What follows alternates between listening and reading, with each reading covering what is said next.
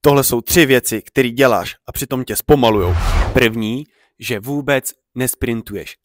To je ta nejzákladnější věc. Jak chceš vůbec zrychlit, když tu rychlost vůbec netrénuješ?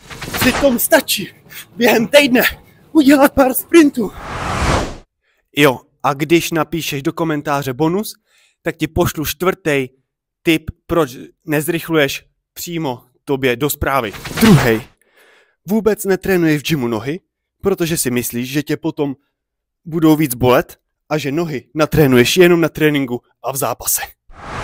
A přitom trénink nohou ti může pomoct se zrychlením a se správnou technikou. 3. Když už cvičíš nohy, tak používáš pořád stejný tempo a používáš jenom klasický cviky, jako je dřep a zakopávání. Přitom v gymu můžeš i skákat. Nebo i vzpírat. Pro další tipy mě nezapomeň sledovat.